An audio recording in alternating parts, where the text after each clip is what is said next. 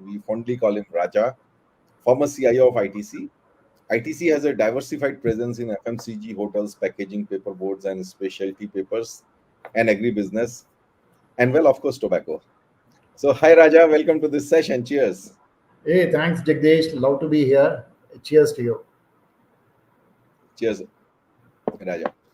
So, before we start, here is wishing everyone a bright, sweet, dhamakedar, and happy Diwali.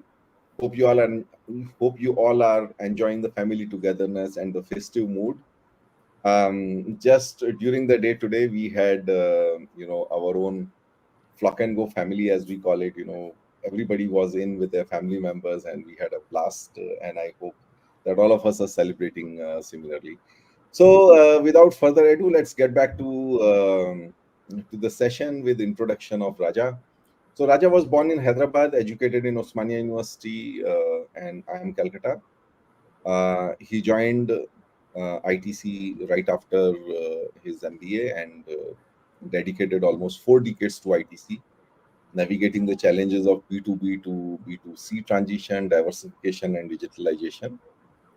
We know, I think, for sure, people of our age as to how ITC has transformed from a cigarette company to a very, very diversified conglomerate that it is today. And Raja has been part of that journey, and we will go through his first-hand experience of that transformation. So throughout his career, he worked in business in diverse sectors, including manufacturing, trading, retail, and services. His leadership philosophy is transformation emerges when empowered teams harness technology, foster customer intimacy, seek new benchmarks, and embrace perpetual learning as a way of being. Quite loaded words, but if you really break it down into the 4 different themes that it talks about, I think it encompasses a lot of what management is all about. Very, very powerful. Yeah. So, in terms of the some kind of quick preview into the session as to what all we are going to cover. And this is all linked to that 40 year of transformation. So steering the diversification of business model, ITC is no longer a tobacco company, into hotels, paper, consumer products, and so on. So we'll hear from Raja what the journey was all about. Evolution of businesses in adoption of data and digital technologies and creation of new platforms.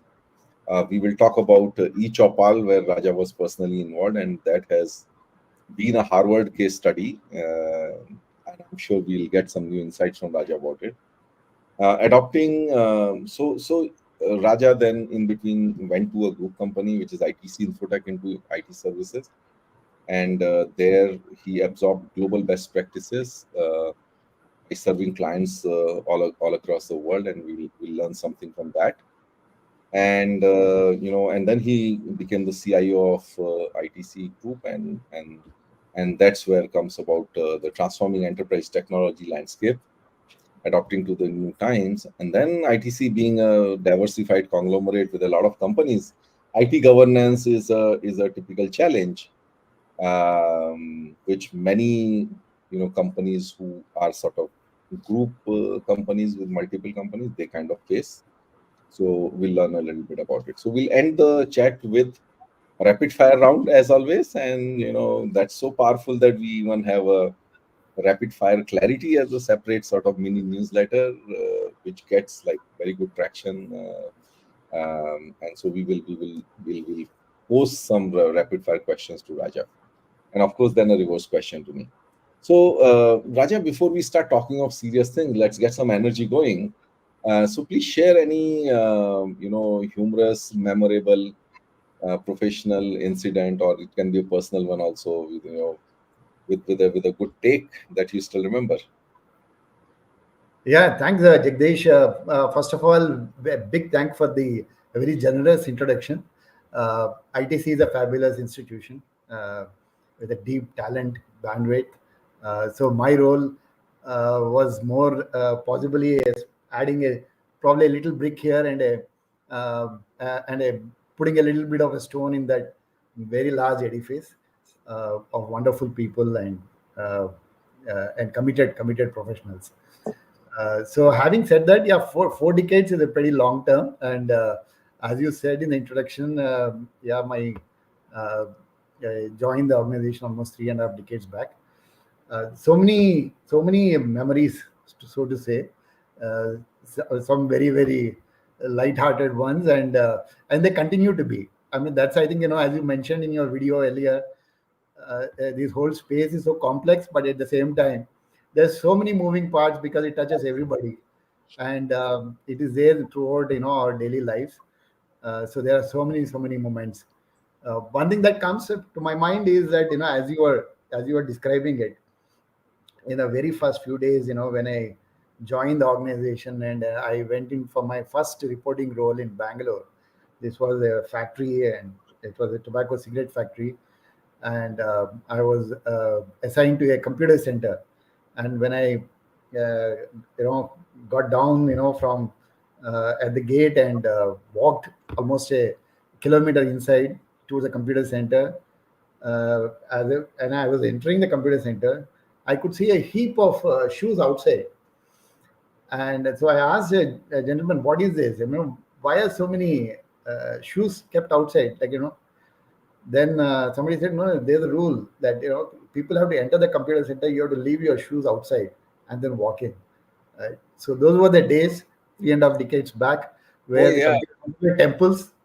Uh, it's almost like a temple where you walk in, and you have to take off your shoes and then go, because of course, right reasons, you wanted a very clean environment and so on and so forth.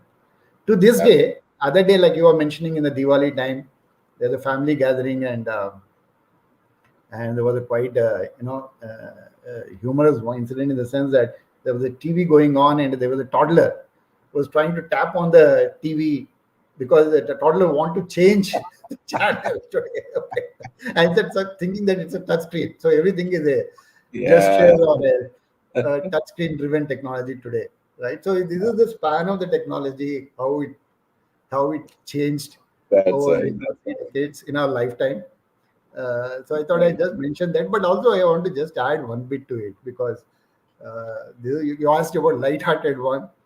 While so much changed, but there seems to be something remains unchanged, which is, I guess some of you do recall in the olden days that if there's a challenge with a desktop, right, or even a server, actually, many times, if all things not done, but it's still not working. The golden mantra is power off and restart. And lo and behold, 9 out of 10 times that thing is to work, right? Another That's day, right. I was just listening to my son advising his mother, because on her smartphone, some app got stuck. So he was telling her, "When you do one thing, shut it down, then restart it." So seems to there are certain things so dramatically changed, but No, there are also absolutely. certain things that are timeless. Yeah, absolutely. Very rightly put, Raja. It's like the rule of yin and yang. It's like things change, and as much they change, they remain the same. So, yeah, there was a time when computers used to be in a separate room, and it would have the best AC in town, and you would leave your Absolutely. shoes outside, and now you go everywhere, every office, everywhere has a PC, and nobody Yeah. even thinks about taking off the shoes unless you're getting into a data center or something. But even there, it's not there. And then, like, that restart hasn't changed. How much life had changed, the restart hasn't changed. Okay, so so thanks Raja for those musings. I think really interesting, how many things change, but many things don't as well.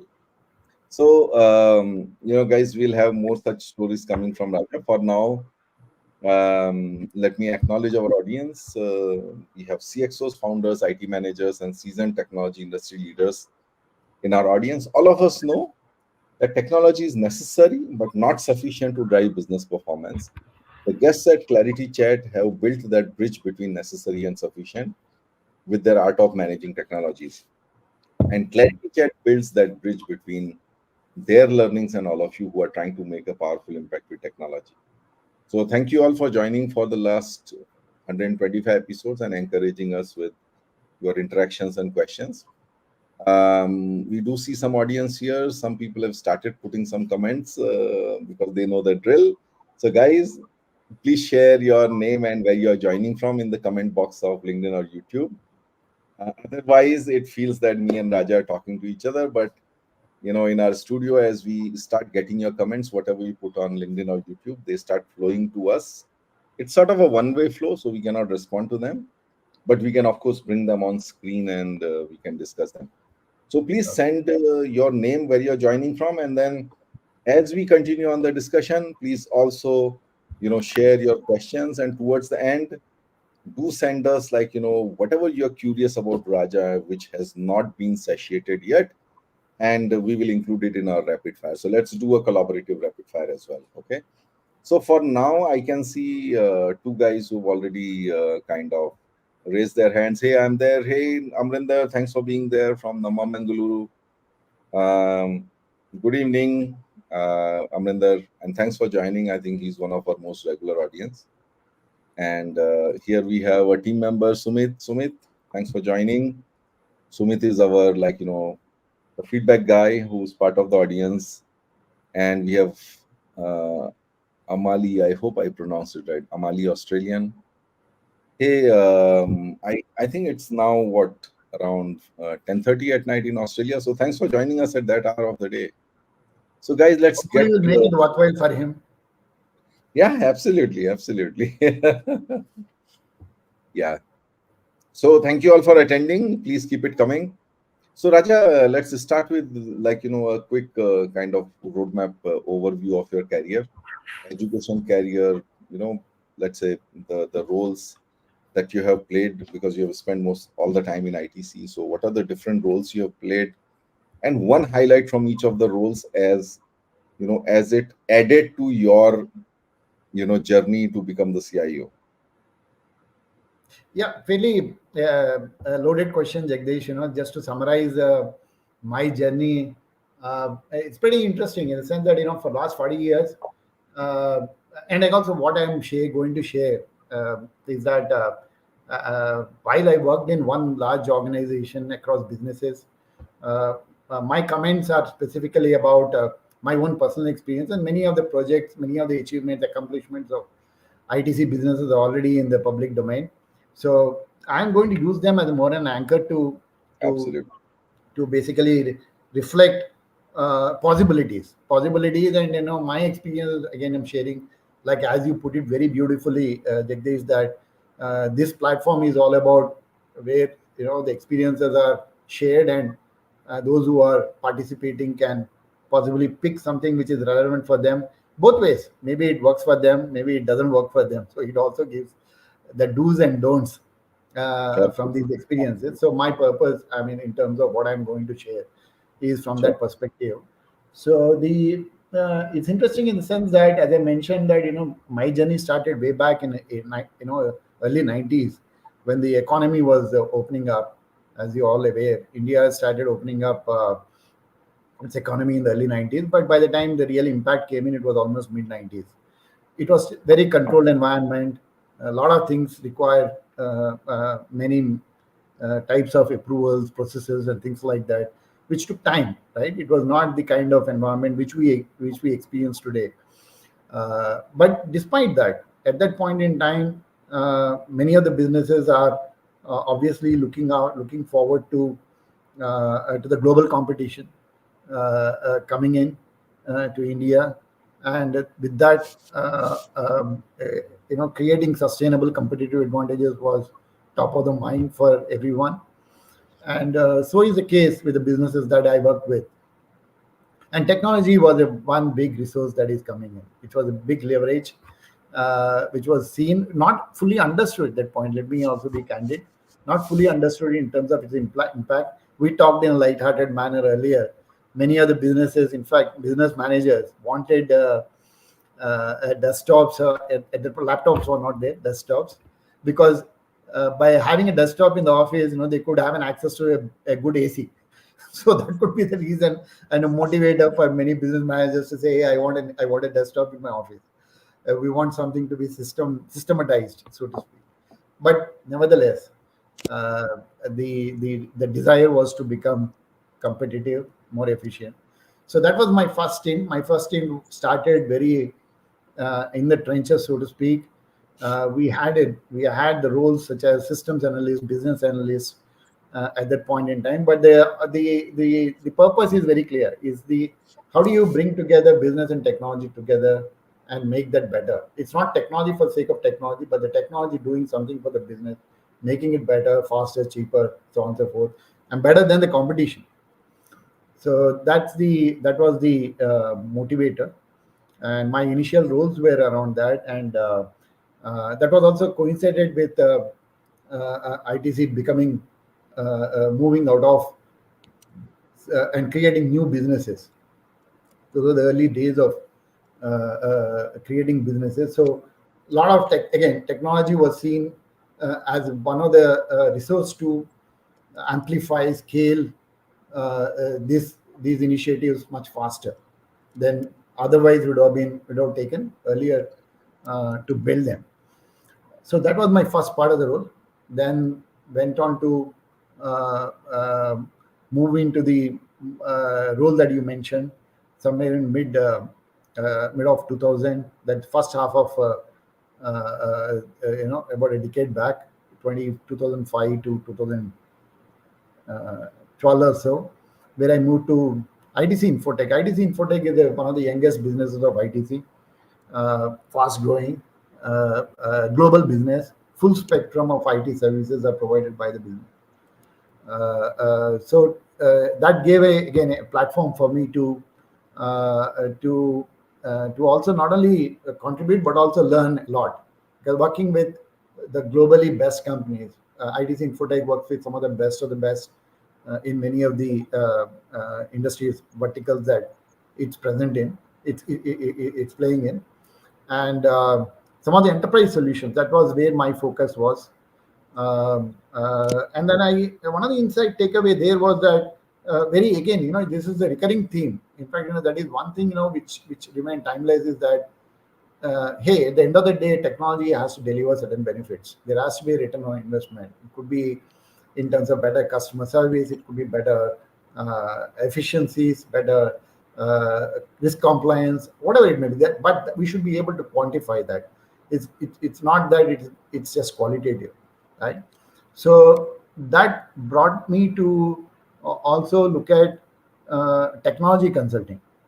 So before even you do put in place a technology automation, there has to be sufficient homework done in terms of what is the purpose for that automation, what is it expected to deliver, and what are the enabling conditions in which that technology which is going to come in can be adopted and used better, in terms of in an ongoing usage. So this is this also led me to incubate the technology consulting as one of the enabling drivers for before the technology automation and deployment.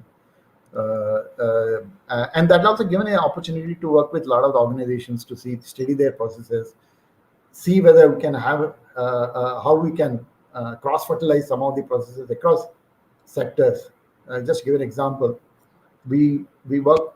ITC Infotech had a practice called product lifecycle management, still has and works with some of the best technology solution providers, services and solutions providers in the world. Through them, you work with various organizations. But that's one insight. Again, one takeaway is that even within an industry sector, if you have a company 1, 2, 3 operating, it's not that they are similar. They are there are certain unique aspects to each of the organization. There are certain processes which make them competitive, right? And some may be good in distribution, somebody good in branding, somebody good in production, just to give an example. And working with a wide section of people, a wide section of companies, given an opportunity to bring all these together and create possibly a more comprehensive golden template of processes that could really, these are the best of the best kind of a thing, right? And that was fascinating. To me, I think, that still really opened my eyes to as I said, the possibilities and opportunities of what one can do with this fantastic space that we all work in, and we are all part of. Right? So that was the second phase, and then brought back to ITC as a CIO, more of an IT thing. There are a lot of internal, uh, uh, obviously, systems improvements and which required which are very mission critical. So these things cannot go down and they cannot run in a suboptimal way, and that requires hard work. So getting them in shape, and then creating a path for creating tomorrow. Be ready for the tomorrow, right? That and the tomorrow is about digital and about AI, which we'll talk about it. AI data. So that's the a completely new set of a journey which started probably in the last decade, and yeah, tomorrow is so exciting. Uh, uh, yeah, I now I'm as I told you, and you introduced me as a former CIO. I have retired exactly to date 3 months back. So this is my third month anniversary, so to speak, of my Oh, retirement. awesome. Okay. But yeah, I think tomorrow, going forward, it's a fantastic path ahead, because the AI is going to come in and give a new trajectory to this path. Yeah, absolutely. So, guys, quick takeaways, like, how you see Raja's journey panning out, like, diversification in the early 90s led to a lot of demand for technology to scale up those businesses, and set up a good foundation for them. And then he moved on to ITC Infotech, got a very, very diverse, set of experiences, and he developed his own, what calls as the golden template of processes. But also, like, I think that focus on the value of technology, and led to setting up a technology consulting group within ITC Infotech. And I just created a jumla for you, Raja, which is learn from the best and apply on the rest. That's basically, what we call as the as the cross fertilization of best practices. Yeah, But very interesting. So, Raja, yeah. I let's just want to add to that. Is the Jagdish? Yeah, learn from the best, help the rest. absolutely learn from the best, help the rest. Yeah, no, that's definitely something we should have, Vinay, in our session summary. So Raja, I mean, we have a lot to cover, and we are like already one third of the session through. So let's, see if we can go a little faster. Now, coming to your diversification of the business itself into agriculture, hotels, consumer products, and all. So, while you have covered the business context of it, and, like, how technology was used to scale up those, so just take us through the top three, areas of challenges or opportunities, or like whatever initiatives you took that at that time. Yeah, I guess if you really have to, uh, in a hindsight, look at it, is that one biggest enabler is the as we have talked about, is the desire to use the technology as one of the enabler to scale fast, do it in a manner that it is uh, robust, so that the controls are in place and compliance is in place, and as well as achieve that the business performance aspirations, right? So that's a big enabler for anyone who is operating in that position, right? So that cuts across the in the corporation. Now the biggest the challenges that would be there is one is that it's not that the culture of fail fast and then adapt quickly, right, was became fashionable now, but actually I think one of the uh, mantra that was adopted at that point in time was exactly that. So, uh, in fact, we had a model called something. I mean, it's something similar to, like as I said, fail fast and learn quickly and scale up by fixing it. It's called like pilot, fix it, and scale up. It's a kind of a three-step process, uh, which helped a lot in terms of bringing in the technology and bringing in new processes uh, to for these new models that are coming that are emerging. Second is the technology ecosystem itself. It required a lot of work with so many service providers, solution providers. I'll give you an example. For example, in the you mentioned about eChaupal. Of course, 20 years back, but now it's a much transformed, very contemporary, sophisticated digital platform. It's called Meta Market, for the rural marketplaces. Uh, but at that point in time, we had a challenge in terms of how do you connect with a first-time computer user who never seen a computer, and to top it, doesn't know English, because we are talking about the access to these devices or the operation of these devices in some of the remote villages of the country.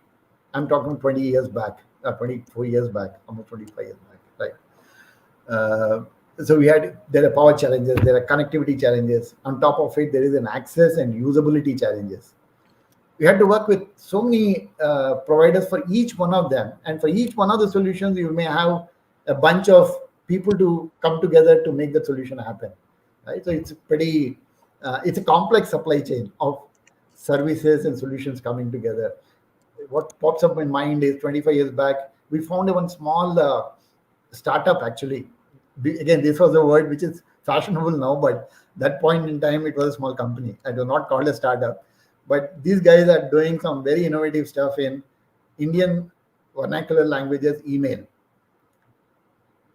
Okay, as a Pune-based company, a small company. I'm not sure whether they exist now or not, but they provided a solution which we used that solution in 2001 to take it to users who are in all over Hindi heartland, right? Oh, So awesome. that's how these solutions were built, along working with it's like co-working, co-creation concepts with the technology ecosystem. And the third is, Awesome. of course, people. I mean, I would emphasize a lot more on that. Nothing like the creating those committed frontline talent, right? They make the difference. They make the difference. End of Uh, the day, for any strategy for it to get implemented successfully. yeah. No, so I think great peek into that. What Raja shared is that there was a desire to use technology to build a robust process foundation for new devices, but then of course there were challenges.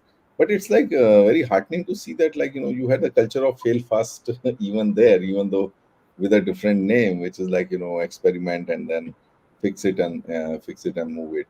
But of course, these multiple partners. Raja, we also faced it at that time. We did not have these large organizations who could do everything for you. So I still remember for my first technology project, when I got into technology, we had some five, six different partners.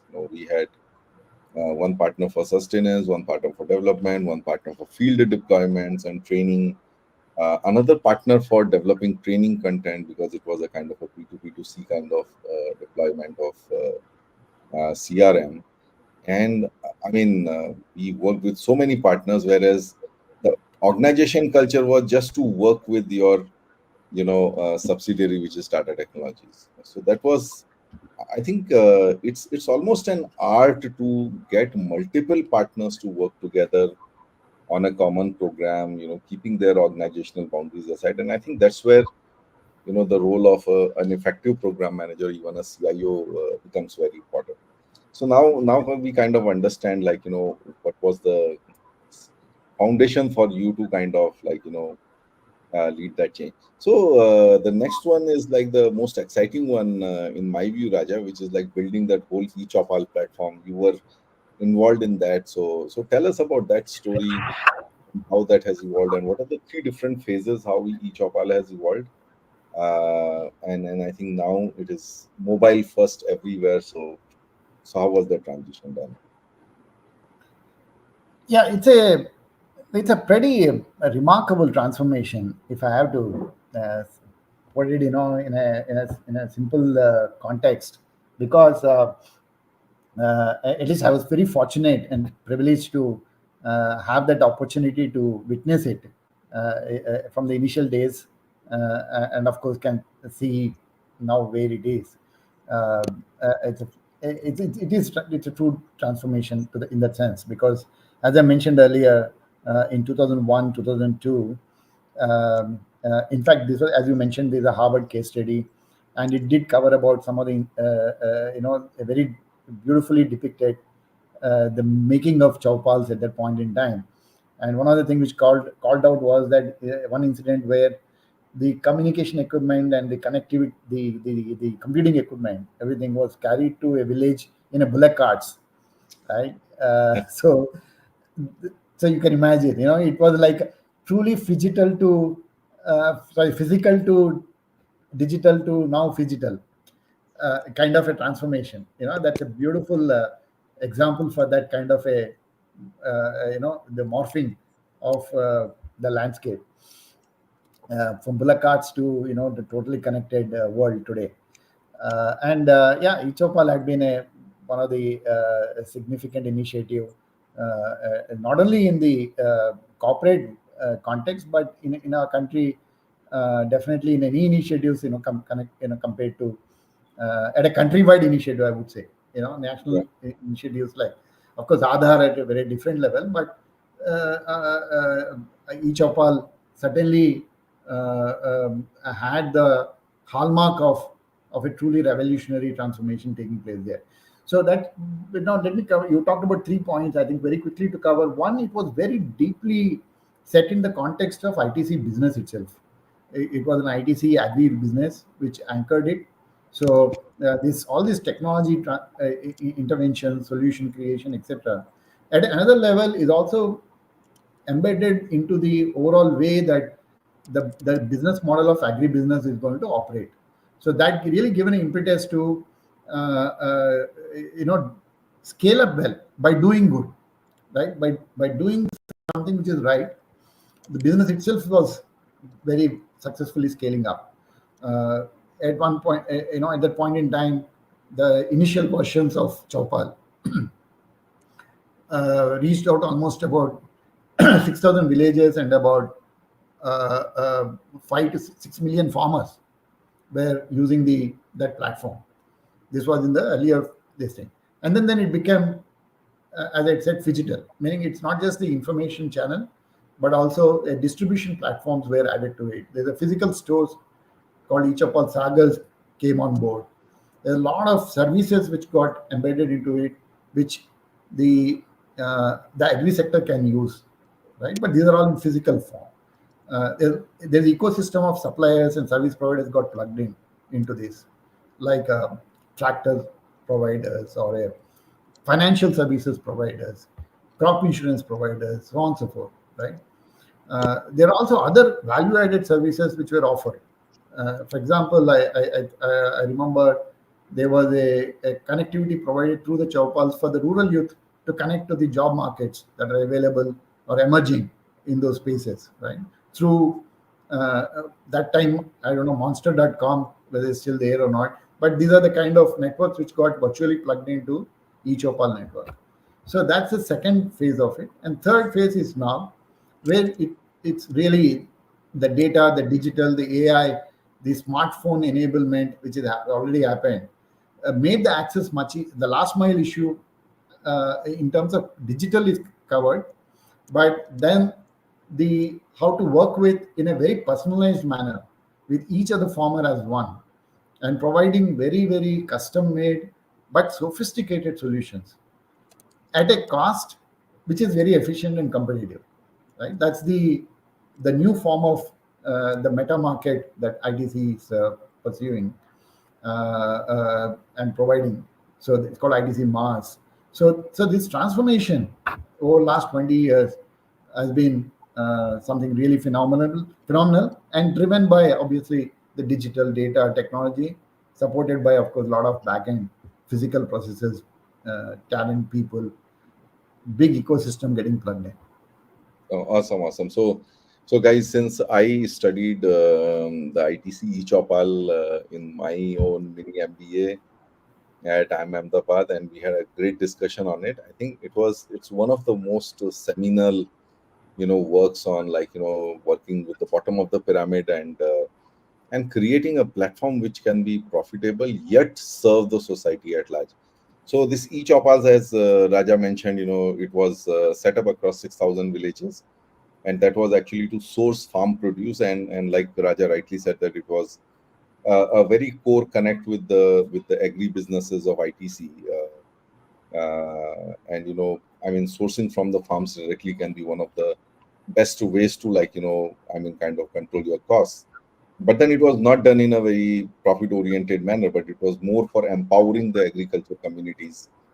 uh, but then, once you had that kind of last mile connectivity to all these villages, I still remember I had suggested to my sales and marketing guys of small vehicles that, why not connect with ITC for using their e-chopals as, as an opportunity generation or as a prospecting place.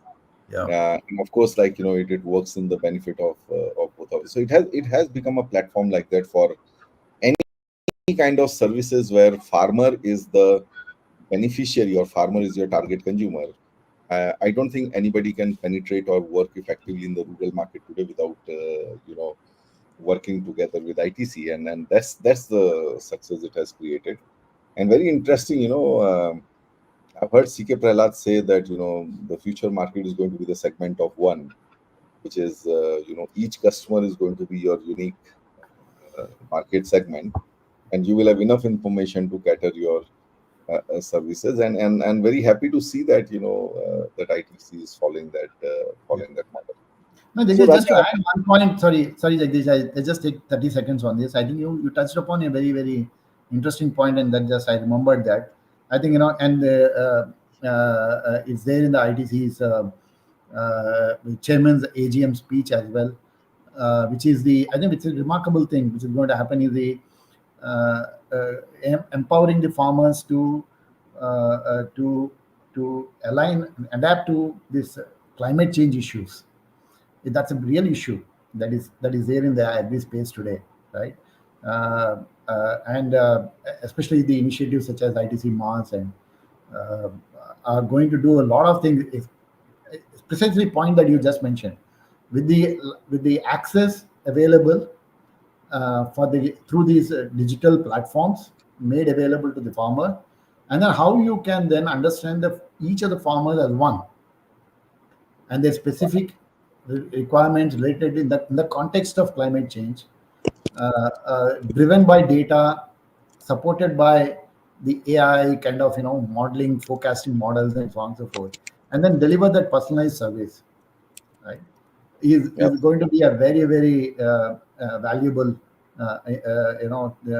support to anybody who is going to be in the agribusiness in the yeah, future. absolutely, absolutely. So Raja, my next question was about ITC Infotech, but I think we covered it in the we got the kind of takeaways or the insights, so just to summarize it, you shifted to ITC Infotech and worked with different global customers, kind of got your own set of best practices, which kind of then led to your, your next step as the CIO. So let's jump directly there. Raja, you had a successful 10 years plus as a CIO for ITC. As you look back, what were the top three challenges that you grappled with? And then we'll come back to, what were the top three initiatives that you. But I think initially, when you join, you always are you always inherit some challenges. And what were those? Brilliant. Actually, Jigdish, to me, it sounds like no interview. You have to offer me a job or something. After this, this is like I wish I could. I could afford you. yeah. I think one of the, as you said, let me address the inheritance part. Actually, I must confess that I have been very, very blessed and fortunate throughout my career. When I moved in the roles, at least my predecessors ensured that I had a fantastic platform with which I can build on, and more importantly, there are a lot of lifers in ITC who ensure that things happen for a long term. So I had that. I was blessed that way, I must say. So when I took over, while I didn't have many such big issues, but one thing that came up was this GST thing, which was actually a bolt from the blue. I had to. It was like a Y2K moment in 2017. Uh, uh, One thing it clearly stands out to me. I remember is the total unpreparedness of the technology ecosystem. The Oh vendors yeah, who were supposed to provide were nowhere near to getting the things done. It was a last minute scramble, especially for a large organization. You can imagine. I'm sure you were there, and I'm sure most of the audience are also there in that position. Hundreds of systems and from hundreds of vendors, each one on their own timeline. How do you get all them onto the same line, same timeline, so that you can switch over on the given day, 1st of July 2017, if I remember the date correctly, yeah, yeah, yeah. 7 years, almost 7 years to back. So that was a big thing. But again, thanks to the processes and people, but working hard with the vendors, changing processes, working with business teams, it did happen. I think it's a phenomenal transition. Again, in the context of it looks internal, but there are a lot of interfaces with the external world that had to work in time. And one thing that probably take away there is the from there is that how uh, organizations which are used to the change can manage large changes very easily. So it is not that one change is what the companies manage, organizations manage, but I think organization manages changes continuously. They can take on the change in any sphere. It could be in technology, it could be in market, it could be in related with people, or with any crisis, so on and so forth. Right. I'm coming to that because I wanted this aspect. It's a very important aspect. Again, so that way I'm also blessed to work with those businesses which are used for change as a process, as a habit, right? From time to time. Now, the three things that you talked about, in the last 10 years or last 8 years, I think first and foremost, I would talk about is clearly on how do you build new channels of engagement with consumers. I think that's what the story of last 5 to 7 years has been, which is with the increasing consumerization of technology, with everything moving into a smartphone, consumers on digital platforms, right? It's imperative for every organization to know who your consumers are, what they're thinking, what they're not liking, where are they, and how do you engage them in a meaningful manner all the time, right? Create that experience, not just the product. Provide those benefits, not just the features and physical products, right? So this has been the story. I think this is one big takeaway. How do you create? Example for that is the emergence of ITC store. I would strongly, recommend all the your audience to look at it because it's an FMCG organization. Many times the question comes in why you directly connecting with consumer, but the objectives are not to. It's not that you are replacing any channel, but it's complementing the channel for two purposes. One, to understand your consumers better, and second, to offer them your range, your what you have to offer in a one place, because physically not possible to keep 1,000 SKUs in one store, right? For Correct. any consumer to walk in, she will not find all of them in one place. But when come virtually on a ITC store platform, you can see all what ITC has to offer. So creating, enabling the first pilots, the scale ups, fixing up issues. These have to work seamlessly, almost like an e-commerce company, but not at that level, not with that kind of funding, which e-commerce companies, have access to, but doing it in a very, very robust manner, because you can't afford to even displease one consumer who had come to your store and not serviced properly, right, or did not have a good Yeah, experience. yeah, So you have to make yes, sure all that supply chain works fine. That is one thing.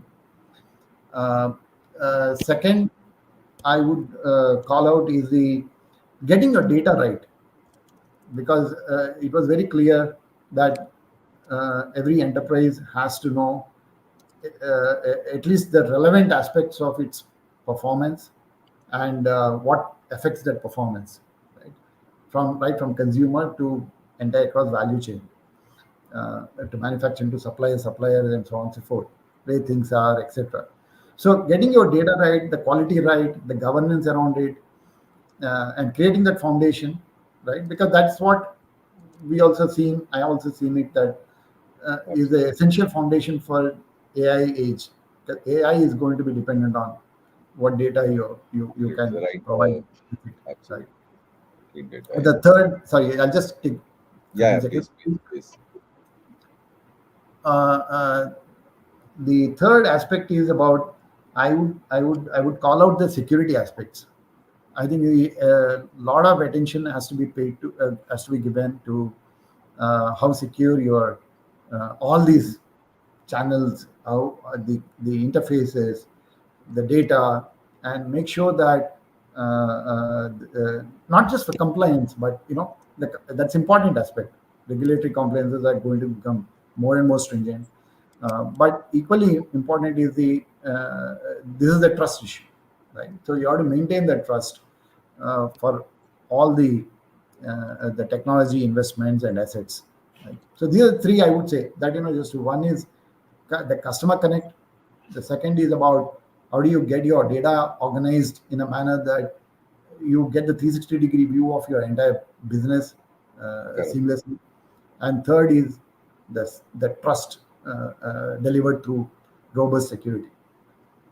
You can call it Ab- cyber security or data security. I mean, it can be any number of tags and labels, but it's about the trust. Yeah, yeah.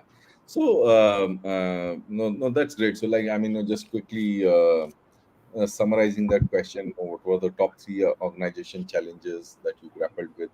So, I mean, what Rajesh shared was that, like, so ITC is ITC because there are lots of lifers who are looking after not just present but future. So he got a good base. But then GST came as a Y2K moment. The technology ecosystem was unprepared. I think even the business operation models had been totally adapted to the existing tax regime, and even that needed to be changed. And I think he made a very, very important point that and I have rephrased it, Raja, that it's an organ. So uh, developing a habit of managing change, right, is actually an organizational capability, right? So Yeah. and then coming to those business challenges and all that. So building new channels of engagement with your customers, the ITC store, connecting your supply chain to with those systems to ensure the delivery to promise whatever you're making to the customer. Quality and governance of data is very, very important, especially with the oncoming onslaught of Gen AI. Your foundation is going to be of good data, so you better fix it now. And then, of course, security again, like as an organization, your stakeholders, customers, suppliers, and the larger ecosystem, uh, they all trust you, and that trust needs to be maintained. So Raja, my next question was about, and I didn't want to leave you without that, was about the being in a large group like ITC. Typically, in my own experience, and like and by the way, Raja and I are part of a small group of CIOs. which are very, very, I would say, the common characteristic amongst that group is that everyone is sort of a group of is managing a group of companies, and therefore the challenges are like very, very unique. So Raja, while I had that question, I'm happy that Amrinder asked that question. By the way, before I bring Amrinder, let me acknowledge I have seen some traffic here. So Vipesh has made his presence felt. He says from Pune. Hi, Vipesh. He's my ex-colleague from Tata Motors. And so we have a few questions. So again, Raja, if you can take them in a rapid fire manner, maybe like just give me your top of the mind answer to that, because we still have some agenda to cover. So Raja says, what are the unique challenges and opportunities for a group CIO of a diverse conglomerate? And let me combine my question to that, which is that in a large conglomerate like ITC, how do you ensure effective IT governance? Uh, Basically, balancing the unique needs of different businesses while maintaining compliance and certain amount of standardization, but is still being able to foster innovation. Yeah. This is like a bamboo dance, actually. You know, the more the business is, it's an exponential function, actually. Absolutely. Because yeah, you experienced it, Jagdish. You mentioned it, the group, and this is a challenge for all the large groups, especially with a wide spectrum of businesses. There are young businesses which are rearing to go. They want to try the best, even untested technologies, untested methods. So they want to succeed and thrive and scale. And there are large, which are like, these are like oil tankers businesses, which move slow because for right reasons, because you don't want to jeopardize those operations in terms of experimentation. They can be fail fast, but that fail fast can bring the oil, that oil tanker kind of a behemoth to a standstill. You can't afford to do that. So whatever you do, you have to do this. So this balancing is part of the play. That's where the how do you make a science of it rather than a gut. That's Correct. the challenge that all of us have in the part of the governance. One, there are three, four ways people cut it. One is that by have through lot of discussion, right? Get the all people around the table so that you can they can something consensus can emerge in terms of what to do. But this is inherently time taking, and many times you there are you want we understand large organizations. At the end of the day, there are people come with different perspectives, people come with different the aspirations. Some are aggressive, some are uh, reflective, so on and so forth. So you have to blend all these. It takes time. So inherently, this time taking exercise. Getting people come. There are no So shortcuts. yeah, it's not a science anymore, right?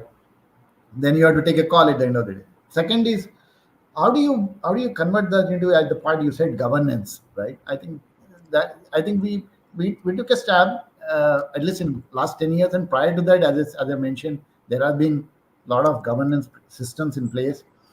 um, and one of my own perspective is that we have to do it at two levels. There is as you put it, central list, and there is a state list. So the central list is one which has all those non-negotiable guidelines, standards, principles, right? And these have to be adhered to no matter what, because these will fundamentally change the foundation of the technology edifice, and therefore will have a deeper impact. It has to be done with more scrutiny, steady, and so on and so forth. And there is a kind of a decentralized, distributed list, which is, yeah, this is more let 100 of flowers bloom kind of a space where anybody who wants a requirement come there, try it, but you are responsible for it, right? So therefore, take accountability. It is not just experimentation, means just throw money behind something, but we do a purposeful experimentation. So with some accountabilities.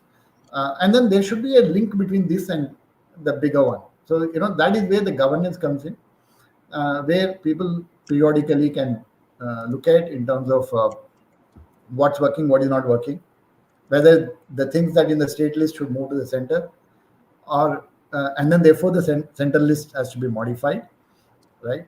Or let the center list be the way it is. So this is the lot of, I think, the engagement is required, a lot of discussion is required. Uh, we can make it more efficient by make it more automated. Today we have the advantage of that.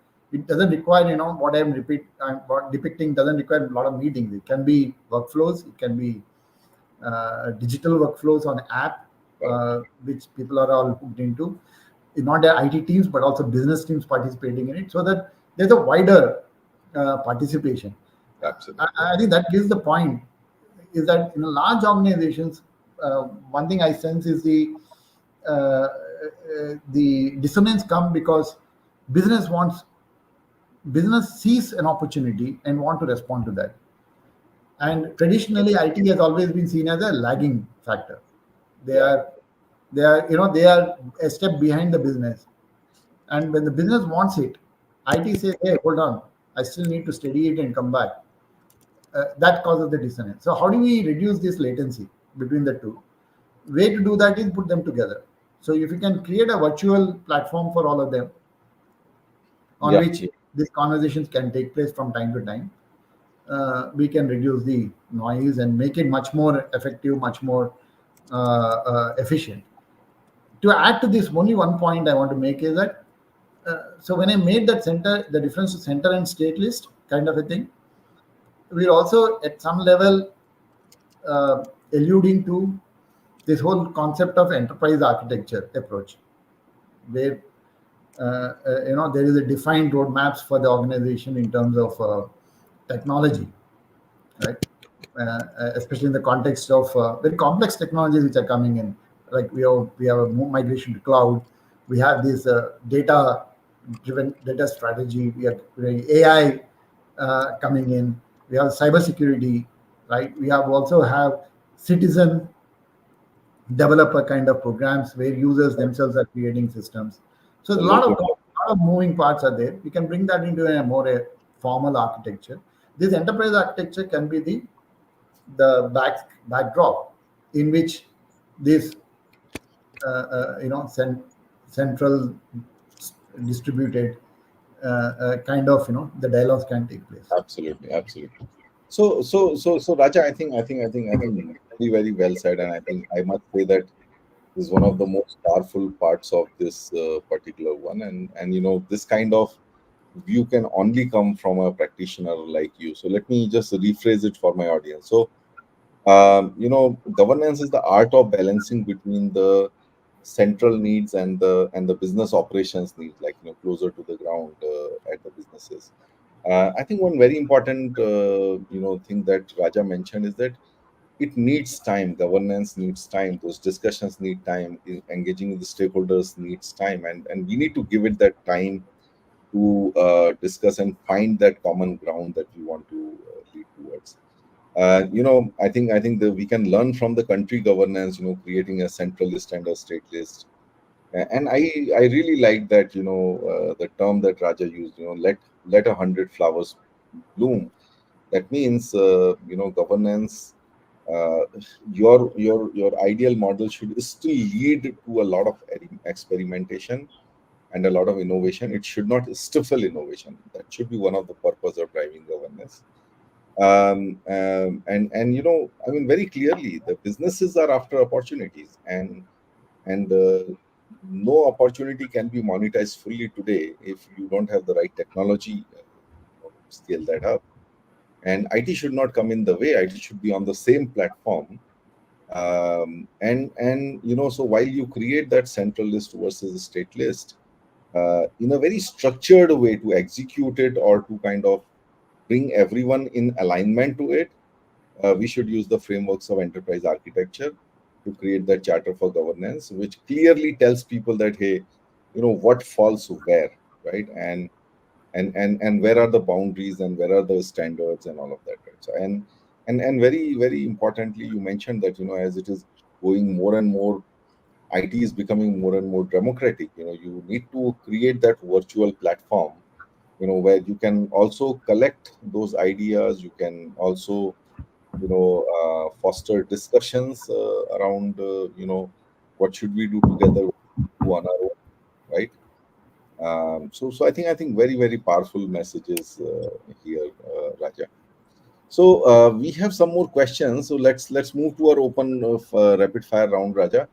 And guys, I know we are like just at the end of time, but like you can say that Jagdish is incorrigible. He is never able to finish at 6 p.m. But I get hold of people like Raja once in a lifetime. Okay, and I don't want to let go of it for like another, when it comes to like should I finish everything in the next 10-15 minutes, or should I let Raja go and like and just adhere to that 6 p.m. timeline? I tend to do the first one. I'm like a greedy guy, you can say. Um, so Raja, let's start our rapid fire round, and I'll bring in the audience questions towards that. So Sure. so Vipesh is asking, how do we derive correct ROI while application head creating digital adoption, while at large scale organization, how to influence senior management? A brilliant question, Vipesh.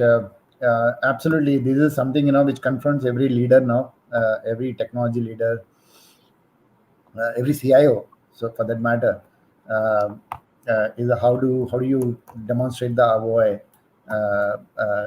So the again, my perspective, three four ways to do it.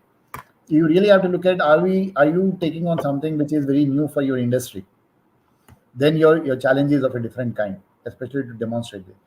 If it is not, you have some precedent somewhere. Maybe your competition has done it, or you're in this country, or in a region, or somewhere globally. You already have then something to talk about, because for business, end of the day, it's a show and tell, right? Because when you're talking about ROI, it's all about show and tell. This is what it can do for you, right? So how are you going to do that? So let me focus on the second part is easier. As I said, if you have to catch hold of, obviously, some right your vendor ecosystem, knowledge providers, like whether you're SIs or Gartners or Foresters or whoever the world, probably they can get you all those case studies of what they have done in your industry regarding this particular application that you are proposing for your management team, your colleagues, right? But I'm talking about, let's talk about the first one, which has not been done at all. Something very new, right? Now, which is honest. Now, what will you do if you are a CEO? I'm sure you will ask the same question, right? Should I do this? Because you've got 100 choices on your table, right? Should I allocate funds to this? Should I invest into this approach? What will it give it me? It's, again, is it a gut, or is it some numbers, data back? So I think what I'm trying to comment is, we have to take, as IT leaders and CIOs or CDOs, whoever it may be, right? The designations are. We have to take a business perspective. We have to go into the market and see what the solution that I'm going to create, how is it going to materially alter my consumer, right? How is it going to make a difference to uh, my economics, right? Or for that matter, I talked about earlier, maybe it's internal system. How does it improve my compliance, risk, reduce risk, so on and so forth. We have to take a basically business approach to this, right? And once you do that, you will get data, right? You will get some data, and that data probably comes with loaded assumptions. You can always validate those assumptions with the business and everybody. That's how you can structure your way, and that's what we have done it actually. This is nothing new. I mean, I'm sure Jagdish can vouch for me. 30 years back or 20 years back, suppose we were doing an internal system to change some inventory system. What did we do? We said, hey, we find that inventory levels are beyond reasonable limits. They're nowhere linked with demand. There's so much we can optimize, right? Yeah, It could be one warehouse, and then you can extrapolate that, and then you build your ROI, right? That's what we have done in the internal systems. I think yeah, I think in terms of principles, I think similar approach is required here. The absolutely. those who are proposing solutions have to take a business view, go and participate, be with the business or get the business to the table, and construct the story. Yeah, especially like for those kind of things, that Raja you are talking about, completely new initiatives. So for anything which is run of the mill, which is like ongoing, where you are either trying to catch up with your industry or you are trying to bring in something which some other industry is using, but you may be the first one in your industry to use it. I think I agree with Raja that the answers are a little easier because you have an ecosystem, right? But when you are trying to do something completely new, I would like to, touch upon another clarity chat we had picked up this question on, which was, with Manish, our good friend from Aditya Birla Group, and he had said that, uh, you have to create an opportunity which is so big that is that it goes above the accountant's head and it forces a discussion at the CXO level, at the CEO CXO level, and that's when you articulate something which is very very big, where maybe a few millions to bet on that kind of an initiative. People shouldn't think about it. So what we do as IT professionals is like, we typically go for like ROI which will sell with the accountants, with our business planning guys, right? So we take a very narrow approach ki, okay, will this sell with my planning guys or not, people who approve the budget. But sometimes it has to be big enough. I mean, I've had cases where I mean, the investment wasn't, I wouldn't say it was a very big one, but then the impact would had to be thought at a company level. And let's say, even if I take top line or bottom line impact of 1% of the company, it was coming to something like 20-25 times the investment itself. And people kind of just like were outraged at that, and they said you have to take the business heads approval. And I went to the business and I said, listen, if this technology doesn't improve your business performance by 1%, we should not invest in it. And you won't believe, there wasn't much of a discussion and they approved it. And people were like, where did IT get the guts to show a 25 times ROI? Yeah, But it's yeah, like, it's like absolutely, business. Vipesh. I Business. think that's a point. In fact, so I think where you have a challenge with ROI, that is what we are discussing Yeah. area. I think then the proposal should be more business speak, not tech speak. Correct. Correct. I think Correct. that's very important. And more often than not, like Jagdish, I totally endorse what you said. Those situations, uh, 9 out of 10 times, it will get approved if you put a business speak there. Yeah. Okay. Now, let me give you an example. Just to again just amplify this point. I recall, one of the cases where the packaging graphics. There's a system which archives, various packaging graphics and so on and so forth, right? A very rudimentary one. We wanted to make it, the business wanted to make it into a much more sophisticated one, with the digital dam and workflows and connecting with even the providers like ad agencies and so on and so forth. Now, what is ROA there? Right? It's an expensive system, but ROA, where does it come from? So somebody came and proposed that, look, by doing this, we can improve our compliance to regulatory laws much better. Hmm. Regulatory laws, in packaging, you have to print all the things properly, or right font and right, the details like MRPs, or if there are any legal disclaimers, ingredients, etc. Have to be very clearly mentioned. If they're not, then you are liable for with some penalties, right? And also, of course, the pain and involved in terms of going through all that process. They just took out the case couple of, if even you avoid one, the whole system gets paid by itself. Absolutely. Absolutely. Yeah. So I mean, that's a that's a business that's speak I'm talking about. That's a business. There's no point taking tech speak of saying that I got a fantastic database, I'll have great search facility, you'll have digital workflows, everybody's seamlessly connected. You can connect to a smartphone, you can see wherever you are. That it doesn't. But you just look at the business, talk about, focus on the benefits of it. That's a sure. way to really bring about the ROI, not necessarily in numbers, but definitely return on investment.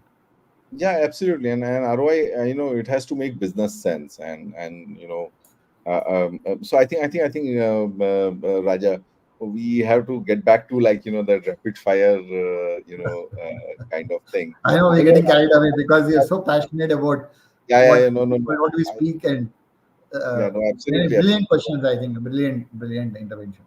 No, it's a and these are like some of those persistent questions that keep coming Yeah, in, like yeah, yeah, yeah. once in 2 3 clarity chats. So anyway, so I want to acknowledge retired warrant officer Mr. Sushil Kumar Gupta is joining us from Agra. So there is one question from Karthik again. Take it as a rapid fire. I just want the top of the mind one or two thoughts from you, Raja, on this one. In your organization's transition from B2B to B2C, did you find that adage that B2C companies usually deal with large volumes of cases with low complexity, while B2B companies deal with lower volume of cases with high complexity? I think this is more like a yes no answer. And then the next point he's making is the point I'm trying to make is that due to this characteristic, companies have found that B2B support doesn't lend itself to AI automation and as well as B2C support lens. Any quick views on this, Raja? Uh, I have a different perspective here in the sense that I think each one is unique in the sense that complexity today is not in the volume.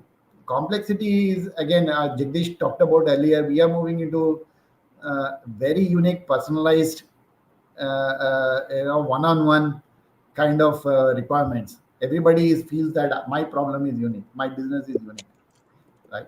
I also mentioned it earlier. If you go and talk to two companies in the same space, for example, say pharmaceutical company, right? Pharma company A, pharma company B could be making a maybe different chemical or different medicine, but you go and talk to them, they say we are different. They are very, very, very different way of doing things, right? It's like two individuals. No two individuals are same, right? They're very unique. To that extent, I think somewhere I think we cannot compare the two. But yes, of course, the challenges are a different kind. Or Yeah, again, it comes back to AI because AI seems to be the focus here. I guess AI will be a necessity, will be imperative in both the contexts to bring about that ability to personalize based on the individual's requirement and then make the whole distribution of the service solution very efficient, uh, absolutely. and with an ability to also do a post support follow up of experience assessment in terms of Yeah, what whether did the solution provided, support provided, has it really served the purpose, yeah, has it done the job, right? And then closing the loop. I think AI is going to play a role, I think both the cases, but of course with a different perspective. yeah, yeah. So maybe I'll take one more couple of more questions from the audience. So Naveen Joshi is asking, in the period of 90s when tech and internet was just evolving and most people had limited tech exposure, to current times when there is overexposure to tech in our daily routine, since you have seen both the periods in your views, which period is more challenging for companies to get better customer engagement? Yeah, certainly now. We always, talk about good old days, but I think those days were very innocent days compared to today. I let me give you respond to you in a very slightly different way. And I was mentioning this to my son actually, other day, which is see in the 90s when we were youngsters and we got into the job, and we had a network of maybe 10 people. We knew a lot about industry because in the network of 10 we could have covered substantial part of what's happening in the industry. Correct. Probably fast forward by 10 years, that 10 would have become 100. Unless you knew about 100 people, you wouldn't know what's happening in the Correct. ecosystem. And today I suspect you need 1,000 people to know what's exactly happening. I mean, because the so exploded because of that availability of information and access and network. You have to be relevant today. You have to engage at scale. It's not possible to do a focus group of 5-10 people and say my product is good or my service is good and then take to market. It will not work. You really have to do it at scale, and ability to uh, uh, synthesize and Sure. distill that Yeah. engagement experience, then would have to put in. So today's definitely a much more complex. No, absolutely, absolutely. So, Vijay, so we have Vijay Basu also here. So, Vijay says that loved Raja's answer of center and state list for managing different aspirations and tech needs while handling conglomerate companies. Hey, thanks, Vijay. I hope it made sense to you. And a question to Raja. Again, make it a one-line answer, Raja, if you can. How to push back when business wants tech solutions implemented quickly? Yeah. So I think it's a great question, Vijoy. I think that's where expectation management comes in, which is to deal with the business and say, okay, you want to do it in time, because variables are very clear. If you want scope on one side, there is a directly proportional to the time and effort. So how do you take an MVP approach, right? Minimum viable product approach, agile approach, right?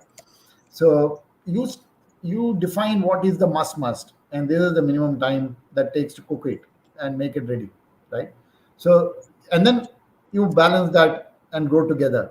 I think that's the best way to do it, because again, as Jagdish alluded earlier, if there's an opportunity, it's not going to wait for a technology solution to be available, right? Because other opportunity may disappear, or somebody who is more nimble can take that opportunity. So you have to support the business, but do it in a manner that both business and tech can go hand in hand. Yeah.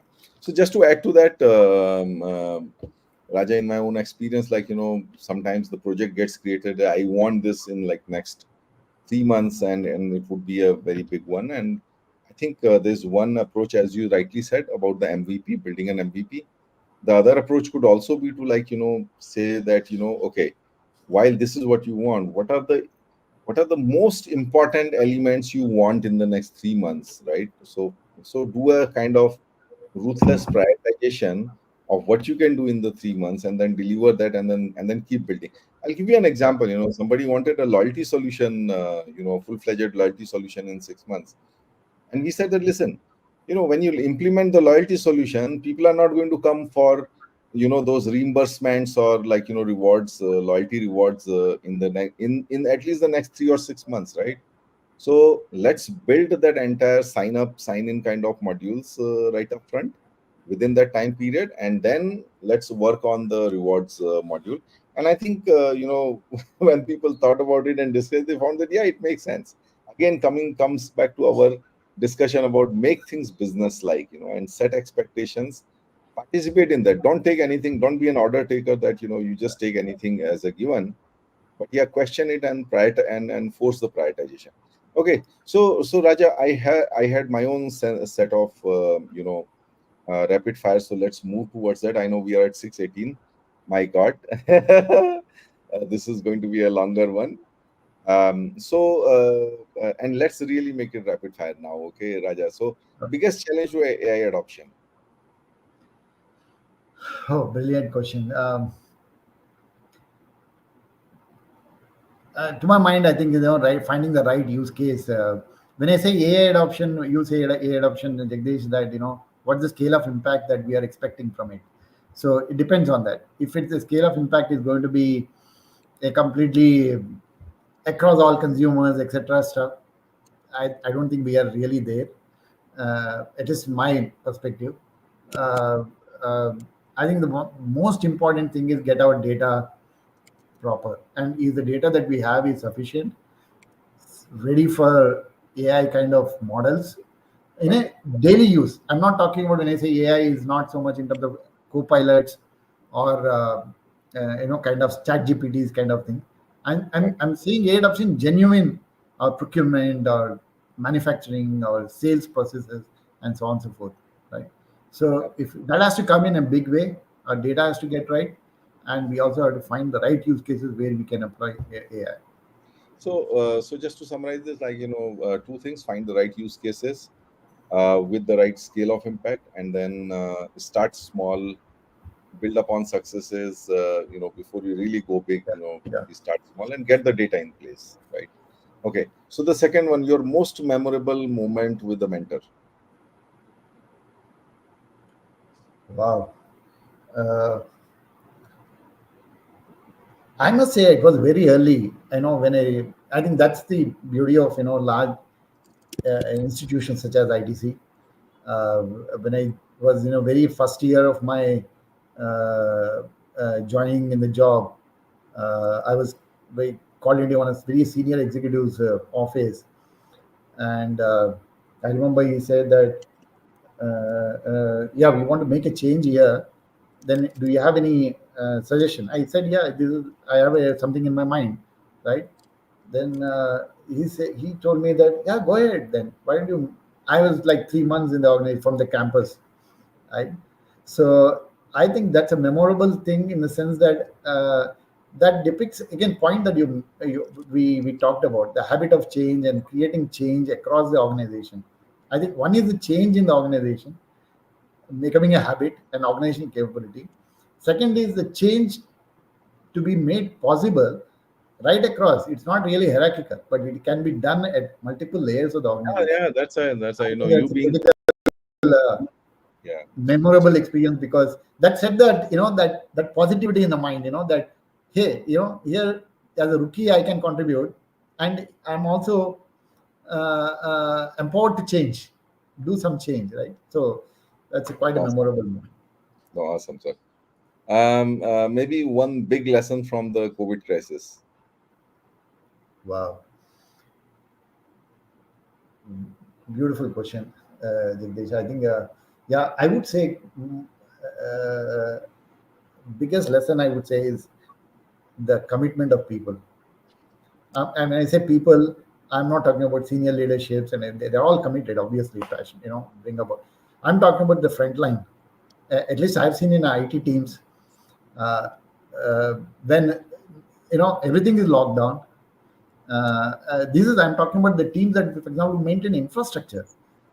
People were at home, and then somebody had a laptop issue, or you could do so much only on remote with the remote tools and everything. At the end of the day, when that doesn't work, the person has to go to that person's house and see whether that internet is getting connected, broadband connected, the routers are working. Maybe nothing to do with the device the company has given, but it could be something to do with local connectivity, a power issue, etc. The Correct. frontline technicians, I mean, are the support staff. They went, they did, and most of them are youngsters. They are bachelors living in cities away from families, right? They didn't have the support system that probably like we all had in the COVID time, Absolutely, right? absolutely. Remarkable. I mean, the kind of work that they have done. um, I think that the lesson is that trust people, and Yeah, yeah, at the end of the day, there's also human element into the organizations which make things happen. And if we recognize them, support them, enable them, can do wonders. yeah, absolutely. So I think I know. I mean, the way I will put it is that end of the day, it's your people who are going to deliver, and it's not or not always going to be a 9 to 5. Coming to office and deliver kind of circumstances. Yeah, So yeah, if you want to build that buffer, you got to trust them, you got to treat them well, and build that resilience, which yeah, where people will happily go beyond the yeah, call of absolutely. They the regular. walk, they climb any mountains for you, Absolutely. for So Raja, my next question is about any hobby that people do not know that you have. wow, okay. I think a hobby that, yeah, not many people are not aware. In fact, this was a question asked in my farewell also, very interestingly. Which I told them that I collect, the flags of various countries. So I have, some of the flags of a lot of bunch of countries, and would like to also to create a digital album for them. In terms of the, I'm quite keen follow national anthems of various countries. I find it really interesting of how various countries have similar themes. Actually, we have different nations, but all nations, if you just go through the anthem of the nation, talks about similar values, similar aspirations for the people and for everybody. So that's something. I think that's a very exotic one. I mean, I haven't heard anybody tell me so far that he collects the flags of different countries. And okay, so Raja, one book you will recommend for people. I'm sorry, you can repeat one book I recommend. One book you will Uh, recommend to people. I think this is one thing that I read recently, so it's top of the mind, rapid fire. So this is Peter Thiel's 0 to 1. I think came up about 2 years back. It got reprinted, republished last year. Very interesting book. Basically, he talks about where are you spending your time. Are you spending time on the zero activities, which are basically linear, run the routine, or create the first time? Sorry, maintain the what is created. That's the zero activities. One type of activities are type one activities are basically the ones which create something which was not there before. How do you allocate your time, your thinking, your resources, the whole thing, right? So it's very written very well. I'm not able to express the manner in which he articulated. He did it brilliantly. I think I would recommend that book, 0 to 1. Oh, I mean, awesome. So, any parting advice for the next generation of leaders?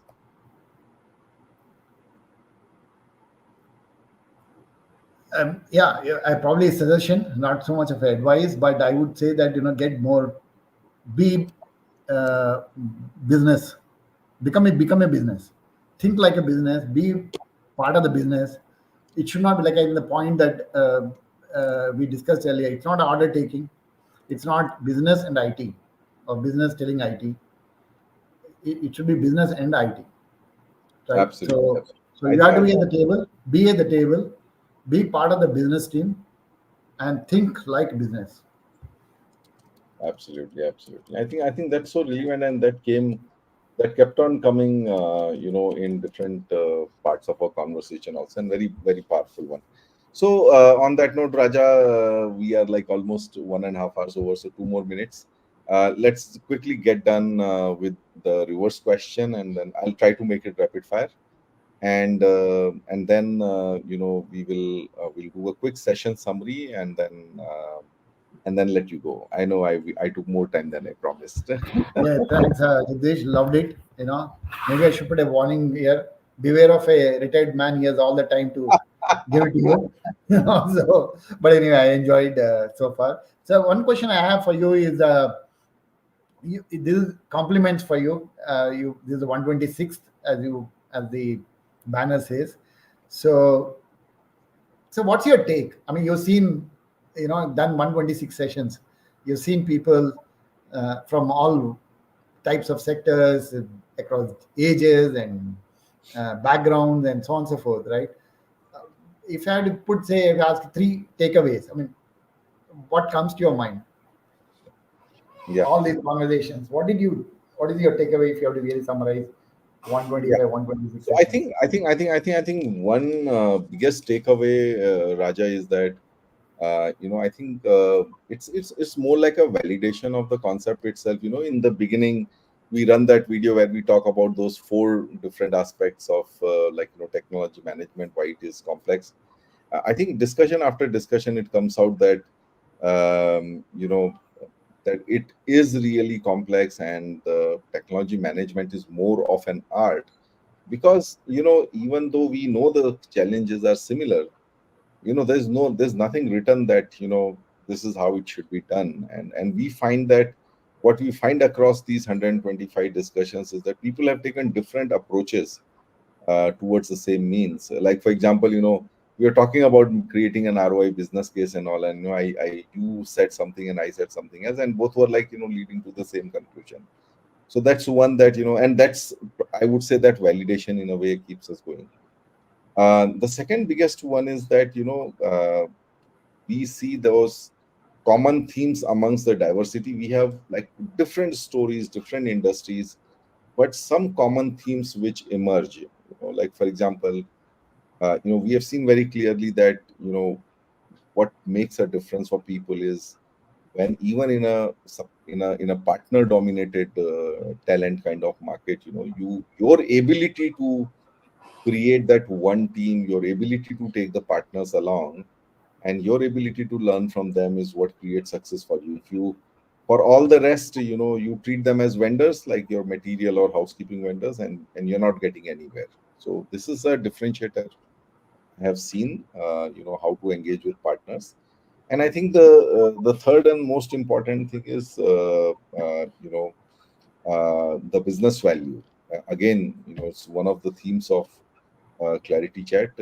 Time and time again, we have seen a huge amount of advice coming from people on how to bring IT front and center of business, how to create those, like common grounds with the business guys. Even today, like a lot of our discussion was around that, and that happens always. And my guests on Clarity Chat always emphasize on business value, and that's not a single formula. It's a multi-pronged way that you can create business value. One you said, new initiatives, run of the mill technologies. Even like you only mentioned that the risk prevention or compliance related technologies, there's a different way to kind of like articulate business value. So we know that articulating business value is complex, but I think across my Clarity Chat guests, we have a rich set of, I would say, strategies or ways to create that business value. So I mean, it's been very enriching for me, let me tell you, Raja, as I was telling you before also, that I'm the biggest beneficiary of Clarity Chat, because I learn so much from it, and I build a deep, I would say, appreciation for my fellow CIOs and leaders. But thank you for that question, Raja. So Raja, I will quickly go through the session summary. Hey, thanks, Sumit, for putting this together for me. We went through Raja's personal life, Raja's professional career. How he went from participating in the diversification of ITC to going to ITC Infotech, in between building eChaupal as a platform, and then coming back as CIO and delivering the transformation, the digital transformation that we see today. Then we talked about very delightfully that there was a culture of fail fast and adopt quickly was there during his time when the diversification was the theme. There were multiple partners that had to be brought together. Even at that time, there were startups which could be engaged, like for example, that he did for vernacular email, and again a focus on people, and that people is like one theme that has been across the entire this entire chat. How he mentioned that while challenges are there everywhere, there are enough people who are building for a long term, which sort of helped him when he took over as a CIO. Then we discussed about the evolution of each opal as a platform. Again, an idea which is not just for profit.